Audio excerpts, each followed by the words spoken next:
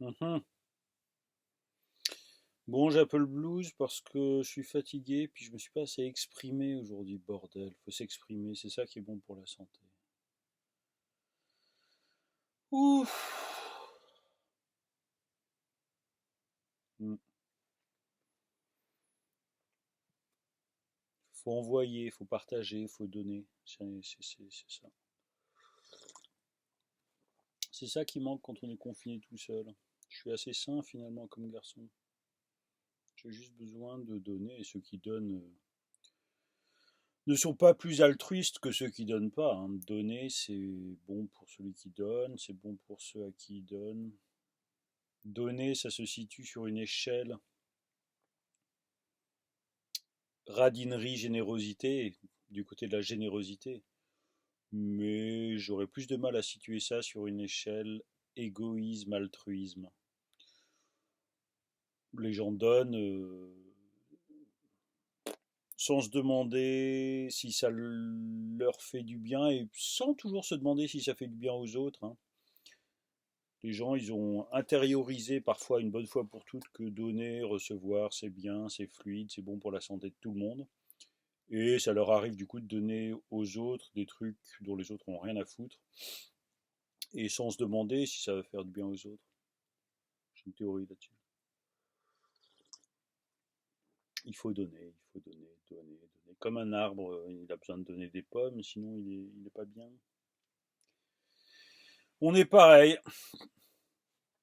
Et j'avais trop froid aux mains pour envoyer des choses par internet aujourd'hui. Il fait trop froid, c'est le seul truc qui est mal goupillé dans mon dispositif confinement. Le seul petit problème, parce que pour le reste, point de vue informatique, je suis équipé. Guitare, ça va, je touche du doigt, les cordes se cassent pas.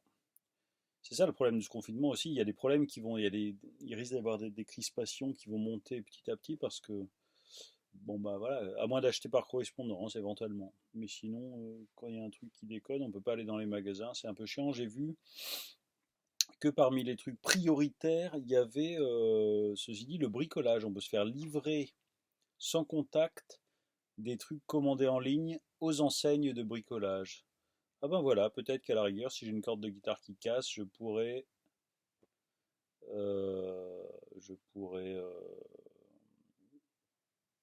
acheter une corde de guitare par correspondance et aller la récupérer sans contact. Je dis ça, je me fais pas trop d'illusions. Hmm. Well, well, c'est fou hein, comme c'est important la reconnaissance au travail. Je sais pas, j'aimerais bien. Ce serait intéressant de savoir si les caissières ont plus ou moins la patate qu'en temps normal. J'ai rien lu là-dessus.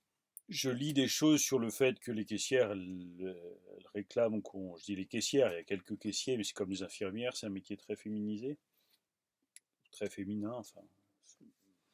Féminisé, je crois que ça veut dire qu'il y a un processus. Et je ne sais pas si ça a déjà existé une époque où il y avait autant d'hommes que de femmes à être caissiers. Et j'aimerais bien savoir si les caissières ont plus la patate, moins la patate, ou ni plus ni moins la patate que d'habitude en ce moment-là. Parce que évidemment, l'hypothèse selon laquelle elles ont plus la patate que d'habitude, elles méritent de ne pas être écartées d'emblée, on ne sait jamais. Peut-être que bon, peut-être qu'elles ont peur pour leur santé de choper le virus, peut-être qu'elles sont dégoûtées, écœurées, vénères, folles de rage d'être, en gros, d'être, si on veut filer la métaphore guerrière, d'être en première ligne, d'être au front, alors qu'il y a plein de gens qui sont planqués à l'arrière, c'est fort possible. C'est peut-être le cas de figure le plus probable, mais j'aimerais bien en être sûr, j'aimerais bien vérifier. J'exclus pas qu'il y ait en tout cas certaines caissières qui se disent tiens, ben, pour une fois, enfin qui se sentent un peu plus reconnues que d'habitude. Mais bon, c'est pas sûr du tout, hein. C'est pas sûr du tout. Il suffit pas de bosser quand les autres bossent pas ou d'être remercié peut-être un peu plus. C'est possible.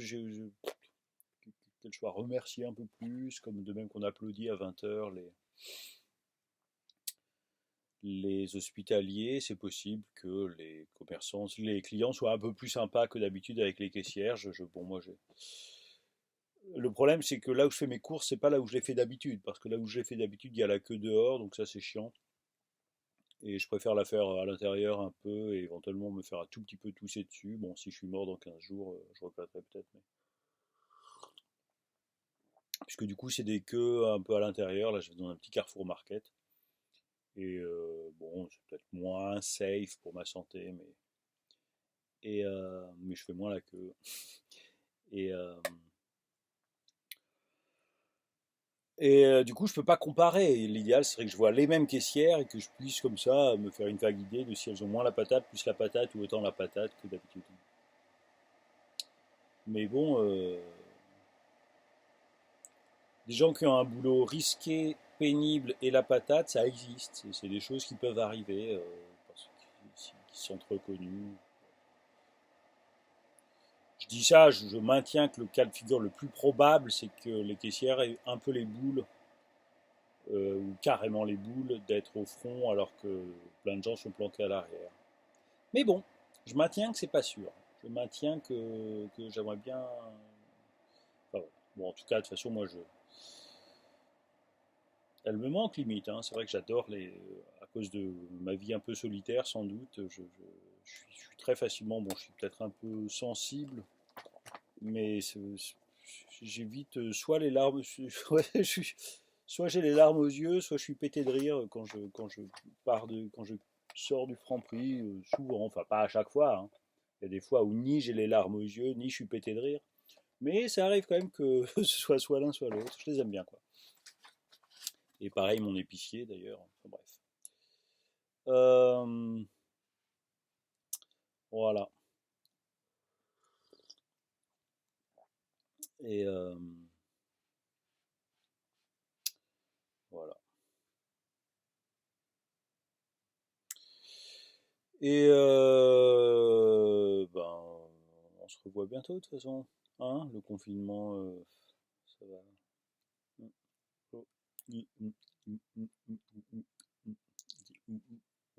C'est bon, encore de la motilité. Mes souris, elles ont l'air en pleine forme, ça c'est un peu chiant. C'est un peu chiant, elles n'ont pas chopé le virus apparemment, ou le virus en tout cas les laisse tranquilles. Bon, j'ai pas un autre truc à dire, mais je sais plus ce que c'était, je vous le dirai demain, ça me reviendra, hein, de toute façon. De toute façon, il y a le temps, hein. Mais ouais, faut donner, hein, c'est la seule solution en fait. Donner, ça fait du bien. Il y a des gens qui donnent, ouais, ouais, décidément, donner, c'est ni égoïste ni altruiste, c'est généreux. Et ça, c'est bien. Hmm. D'ailleurs, donner, des fois, on donne des baffes, par exemple, ou des mauvaises notes. On peut donner des choses diverses et variées. Hmm. Et je lis des livres et ouais, je suis tombé aussi sur une vidéo où il y a un gars qui dit, alors je vous disais hier que un des trucs qui peut gêner l'appréhension totale et globale des effets du confinement, c'est que les gens que ce confinement met au fond du trou, peut-être qu'ils ont moins honte de dire qu'ils sont au fond du trou vu qu'il y a des informations anxiogènes à la télé et que c'est quand même une situation sanitaire inquiétante, maladie, etc. Donc des gens qui disent mais moi ce confinement me convient parfaitement et même j'ai plus la patate qu'en temps normal, et ben c'est possible qu'il y en ait qui osent pas trop le dire. J'ai une copine qui m'a envoyé un texto comme ça en me disant c'est peut-être pas normal mais moi ça me va ce confinement où j'ose pas trop le dire, et moi ça m'est arrivé de penser un peu ça. Et je suis tombé sur une vidéo de Dominique Bourg, un philosophe suisse qui vit en Suisse, qui était enseignant, il est retraité depuis peu, il était enseignant à l'université de Lausanne et je crois que s'est présenté à des élections récemment en Suisse, aux européennes je crois. Et il est écolo quoi, enfin écolo. Et écolo, il n'est pas rattaché à Europe Écologie Les Verts et je crois pas qu'il soit rattaché à un parti. Enfin voilà, ou alors s'il est rattaché à un parti, ça doit être un parti tout petit et qu'il a créé lui-même, ça doit être quelque chose comme ça. Enfin, je ne suis pas non plus un pro de la vie politique suisse, mais bref, je l'ai vu dans une émission une capsule sur YouTube, une émission où il tchatchait pendant 10 minutes. Et après avoir dit des trucs un peu flippants et en même temps assez lucides, hein, probablement, en disant que bon, cette histoire de virus, ça fait des morts, ça a fait des morts, ça va faire des morts, ça bloque l'économie et ça a des effets très négatifs. Mais bon, il dit c'est peanuts, une expression de, bon, il est sexagénaire, hein, c'est une expression qui est un peu tombée en désuétude, je crois, c'est assez rare des jeunes qui disent c'est peanuts, mais bref, il dit c'est peanuts par rapport à ce qui va arriver pour le climat. Et il attire l'attention fort justement que bon, l'été, ça va être comme d'habitude maintenant, il va faire chaud, très chaud, probablement, hein, pas sûr et certain, mais probablement. Et puis des cyclones, des ouragans, des sécheresses, des feux de forêt, etc. Enfin, logiquement, ça devrait reprendre, quoi. Et donc dans sa vidéo, il dit cette histoire de virus, c'est peanuts par rapport à ce qui nous attend sur le front du climat. Et tout à fait à la fin de la vidéo, la meuf qui interviewe, elle dit bon ben merci Monsieur Bourg, au revoir, ciao. Et puis vous, ça va là, vous êtes bien chez vous et tout. Alors d'ailleurs à un moment elle lui dit ouais vous êtes dans la zone cible, vous êtes en gros vous êtes vieux donc vous êtes en danger et tout et là il répond oui peut-être mais bon. Et puis par ailleurs il ajoute un truc qui moi m'a fait flipper moi qui naïvement m'imagine que je risque rien. Il dit il y a en Italie maintenant c'est une personne sur deux qui en fait est pas du tout pas si vulnérable que ça a priori, pas si vieux ou à antécédents, etc. Donc grâce à Bourg, j'ai appris que je vais peut-être crever du coronavirus, et, mais surtout donc tout à fait à la fin, elle dit et vous ça va machin.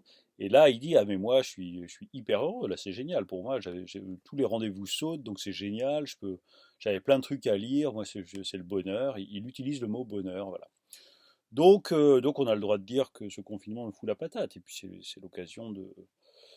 Ça ne devrait pas, hein. C'est sûr que si on avait des rythmes de vie un peu cool et voilà, et avec moins de...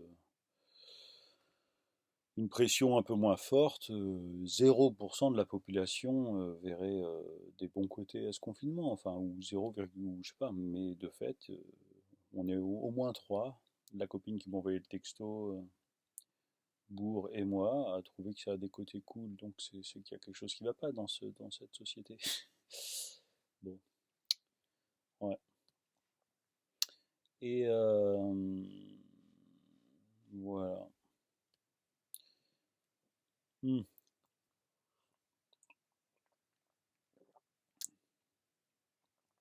J'ai envie de parler d'un dernier truc, mais là il y a la soupe qui décante là au fond du verre, ça me fait un peu chier quoi. Euh,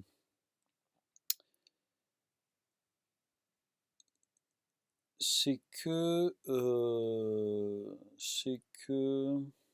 non mais je sais pas si j'ai le temps là, ouais, j'ai le temps. Toujours en regardant des vidéos.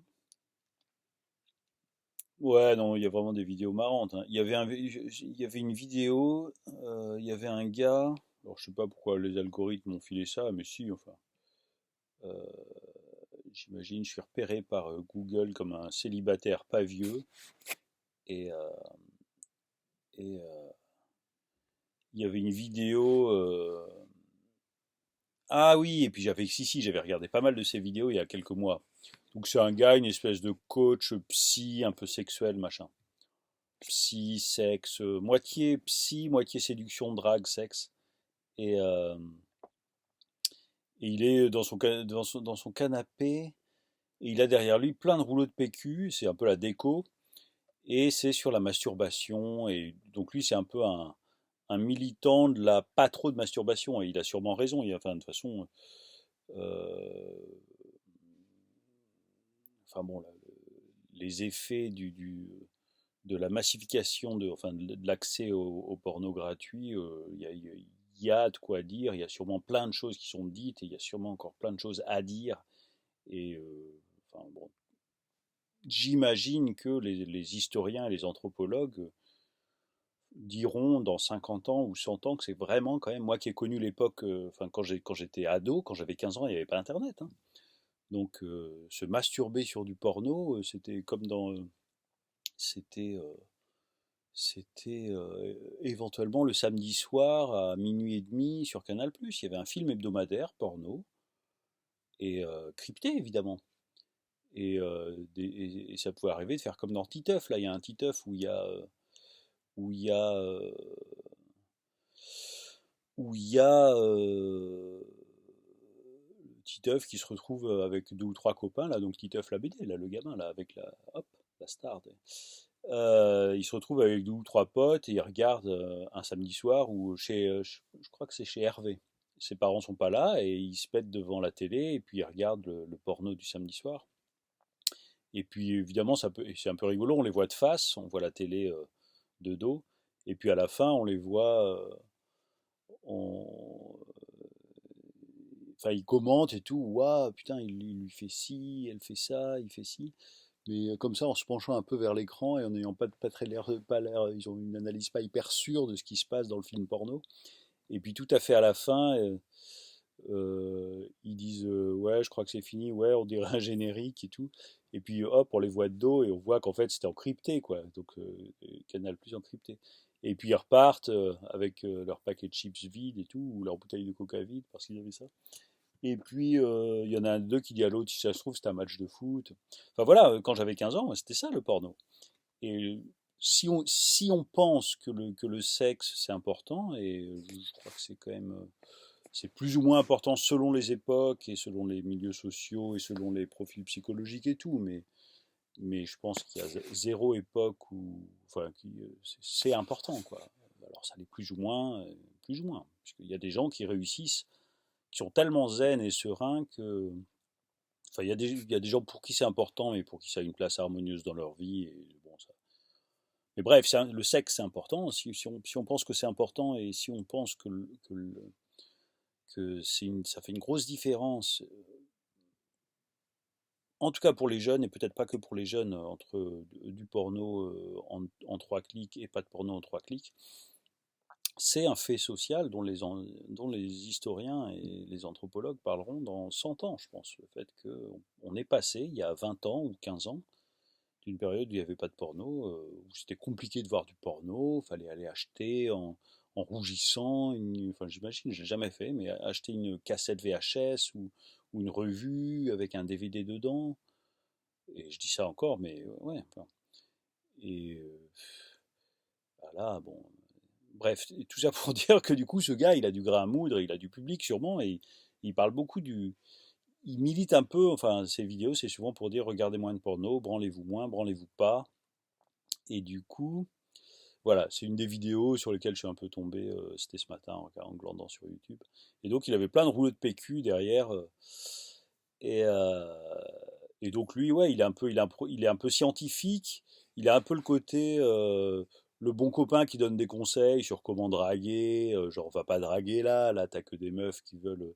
C'est des conseils plutôt adressés aux gars, je crois. Enfin, je suis pas non plus expert de cette chaîne, hein.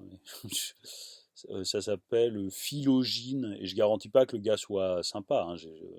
Mais je suis pas sûr qu'il soit antipathique non plus. J'ai trop peu regardé pour avoir un avis là-dessus. Mais bon, voilà. Donc j'ai cru comprendre qu'il a le profil moitié bon pote qui donne des conseils, moitié un peu psychologue qui s'y connaît, qui a lu des revues, des articles en anglais sur. Et entre autres, il parle du fait que je crois que ce qu'il dit en gros, c'est que chaque fois qu'on se masturbe, enfin, en tout cas, si on se masturbe trop, ou si on se masturbe devant du porno, enfin, je sais plus comment il articule ça exactement, mais on perd des neurones dans une région du lobe frontal qui est associée à la possibilité de prévoir, de planifier à long terme. Et bref, on perd la capacité à planifier à long terme si on se branle trop, ou trop devant du porno. Enfin, bref, il explique ça. Bref, tout ça pour dire que j'ai regardé diverses vidéos. Bon, alors, comme on regarde des vidéos, c'est-à-dire souvent on regarde le début et pas la fin, et puis souvent on ouvre l'onglet et puis on regarde pas vraiment, mais bref. Et il y en avait un, voilà, et c'est là que je voulais en venir, et c'est là que j'en viens, et c'est là-dessus que je vais terminer. Yo, il y avait un truc où c'était marqué gilet jaunisation, enfin virus vers une gilet jaunisation de la contestation ou de la critique. Et je m'attendais dans mon immense naïveté à avoir quelqu'un soit un gilet jaune, soit quelqu'un qui dit ouais, à l'occasion des critiques qui montent contre la manière dont le gouvernement gère cette crise sanitaire, ça remet du vent dans les voiles de la contestation des Gilets jaunes, et on réobserve de nouveau ce qu'on a pu constater au moment du mouvement des Gilets jaunes, c'est-à-dire une cristallisation de la critique qui part un peu dans tous les sens et avec un côté éventuellement parfois un peu bourrin, un peu genre colère mal orientée, etc. Mais aussi un côté émancipateur ou en tout cas de serrage de coudes et où les gens s'expriment au lieu de déprimer chez eux, etc. Et pas du tout. Apparemment Enfin bref, je pensais que c'était une expression plutôt neutre, voire positive, et en fait non, c'est Patrick Cohen qui a utilisé l'expression gilet jaunisation de la contestation. Donc Patrick Cohen, un journaliste hyper connu, qui était à la radio pendant très longtemps. Je ne sais pas s'il y est encore, puisqu'il est aussi à C'est à vous, je crois, euh, enfin sur un plateau télé et sur la 5, je crois. Enfin bref. Et mais bon, c'est quand même c'est un journaliste connu. À une époque, c'était, je crois, un des journalistes de radio les mieux payés. Dans les mercatos entre radios, il passait d'une radio à une autre. Patrick Cohen, quoi. Et donc, il a dit gilet jaunisation. Il présentait une matinale sur France Inter, je crois, et puis il est allé sur Europe 1 parce qu'Europe 1 espérait qu'il ferait remonter la matinale d'Europe 1 et ça a foiré. Et c'est là que depuis, je suis pas sûr qu'il fasse la radio encore maintenant. Et du coup, en fait, c'était péjoratif dans sa bouche. Et bon, ça m'a rappelé à quel point le mouvement des Gilets jaunes a été révélateur aussi quand même de pas mal de trucs. C'était vraiment un drôle de mouvement, mais qui a révélé. Enfin, vu que moi j'ai un point de vue plus, ouais, assez positif sur le mouvement des Gilets jaunes, hein, clairement. Enfin, je trouve ça chouette que ça ait existé. Je trouve ça. Et bon, le fait qu'il y ait des fachos ou des racistes parmi les gens qui sont mobilisés, mais qu'il y en ait beaucoup trop, et de toute façon il y en a toujours trop, c'est trop, et que bon voilà, ça ne suffit pas du tout à me faire voir le verre à moitié vide dans le mouvement des Gilets jaunes, hein. Moi, globalement, je trouve que c'était bien, enfin, que c'est vachement mieux que la situation sociale et politique est meilleure en France que s'il n'y avait pas eu ce mouvement. Je pense ça, mais de toute façon, c'est un peu scolastique de discuter de qu'est-ce qui se passe, où en serait-on s'il n'y avait pas eu telle mobilisation. Bon, euh, mais voilà, du coup, je m'attendais et en fait, pas du tout. C'était donc un gars qui était hyper vénère et qui, euh, qui disait du mal de Patrick Cohen. Bon, il était vénère contre le point de vue de Patrick Cohen. Bon, ouais, ouais, c'est marrant de regarder des vidéos. Et ouais, des gens qui touchent leur bille, hein. Des gens qui sont fortiches. Et puis, comme je suis pisté par les algorithmes, j'ai regardé un peu de Gainsbourg.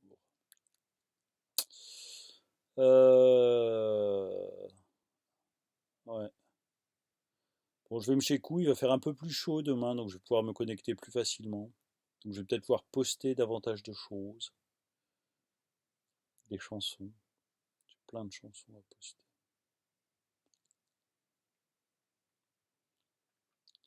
Et des grimaces à faire aussi. Ouais. Ouais, ouais, et j'ai appris que Henri De Luca, un écrivain italien qui a été militant d'extrême gauche assez longtemps, qui a été ouvrier en usine. Quand il a le blues, il va au zoo. Et ça m'a rappelé que j'aimerais bien voir des animaux et pas seulement mes souris. Alors elle, vraiment, c'est la fête du slip pour elle, là, ces temps-ci. Elle se lâche grave. Et c'est pas en pleine période de confinement que je vais obtenir d'un quidam partant 15 jours en vacances qu'il me prête son chat. Ce que j'avais fait une fois, ça m'est déjà arrivé d'emprunter un chat pendant une semaine, de me faire prêter un chat, et grâce auquel mes souris faisaient moins leur maligne. Donc là, bref, je vois mes souris, mais j'aimerais bien voir ouais, des vaches, des bonnes vaches paisibles. Henry De Luca, il va au zoo. Donc si j'étais un militant vegan, j'aurais, je pense, décrété que Henry De Luca est un infâme connard et un complice des tortionnaires. Mais comme je suis pas un vegan enragé et que et un jour, ouais, j'ai entendu Jocelyne Porcher disait si on va au bout du projet vegan, concrètement, ben, une des conséquences, c'est qu'on aura moins de contact avec les animaux. Donc, si vraiment, si on pense que c'est génial pour les animaux, que qu'il y a à chaque fois des relations, enfin, s'il n'y a pas de relation de, de collaboration, voilà, entre homme et animal, et avec de fait, en général, c'est plutôt l'homme qui commande quand il y a une relation de collaboration entre l'homme et l'animal. Mais s'il n'y a plus de relation de collaboration entre homme et animal, de travail en commun, bah, il risque d'y avoir plus de relation de tout court. Enfin, s'il y a ni de relation de collaboration, ni de relation de domestication, bah, ça risque d'être des relations, dans le meilleur des cas, on les voit. On les voit de loin, ou de près, pourquoi pas éventuellement, comme on voit les pigeons, mais bon, faut voir quelles seraient les relations avec les animaux. Enfin, ceci dit, elles se déplacent pas mal, les relations avec les animaux. Il y a pas mal de, à cause du côté hyper envahissant de l'homme, et du fait que les forêts sont moins hospitalières qu'avant ou qu'il y en a moins qu'avant pour les animaux, il y a des régions du monde, et notamment en Inde, où les animaux viennent en ville parce que c'est plus pratique aussi pour eux. Ils ont plein à bouffer dans les poubelles. Et donc il y a des fauves dans les rues de New Delhi, hein, pareil. Il y a un reportage, un documentaire en 2 épisodes qui est sorti à ce sujet sur Arte, hein. Il y a quelques temps. Henry De Luca. Je ne suis pas un aficionado de sa littérature, j'ai déjà un peu jeté un œil à ses livres. Enfin, mais bon, il était assez sympa dans son. Mais ouais, j'aimerais bien voir des animaux. Mais c'est peut-être juste, à force de ne pas voir assez de gens, j'ai besoin de contact, c'est tout. Les animaux, les gens. C'était une expérience intéressante, hein, d'avoir un chat pendant une semaine. Je comprends mieux pourquoi des gens disent qu'ils aiment bien avoir un animal quand ils vivent seuls. Ça, bon, ça a son petit charme.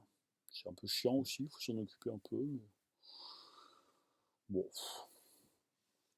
c'est une charge, hein, comme les enfants, hein.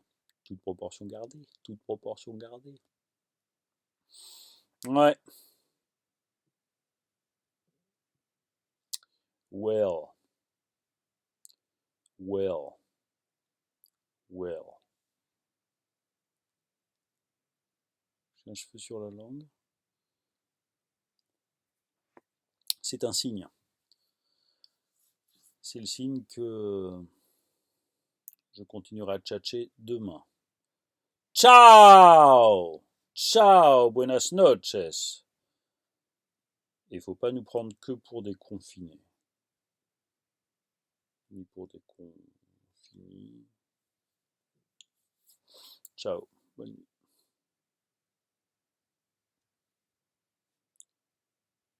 Je mets la flèche dans le carré et j'appuie. Hop. Ciao.